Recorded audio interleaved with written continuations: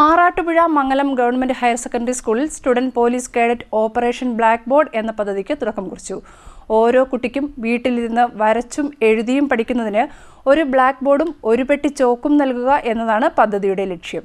ആറാട്ടുപുഴ മംഗലം government higher secondary സ്കൂളിലെ students police cadet തനത് പ്രൊജക്റ്റായ operation black ബോർഡിന് തുടക്കം കുറിച്ചു. കുട്ടികളിലെ ഭാഷാ പഠനം, വായന, എഴുത്ത് എന്നിവയുടെ പിന്നാക്കാവസ്ഥ നേരിട്ടിരിക്കുന്ന സാഹചര്യത്തിൽ മൊബൈൽ ഫോണിന്റെയും മറ്റ് ദൃശ്യമാധ്യമങ്ങളുടെയും അമിതമായ ഉപയോഗം കുറയ്ക്കുക, LP സ്കൂളിലെ കുട്ടികളിൽ മലയാളം, ഇംഗ്ലീഷ് ഭാഷാ പഠനത്തിനും ഗണിതക്രിയകൾ ചെയ്ത് പരിശീലിക്കുന്നതിനും ഓരോ കുട്ടിക്കും വീട്ടിലിരുന്ന് വരച്ചും എഴുതിയും പഠിക്കുന്നതിനായി ഒരു ബ്ലാക്ക് ബോർഡും ഒരു പെട്ടി ചോക്കും നൽകുക എന്നതാണ് പദ്ധതിയുടെ ലക്ഷ്യം.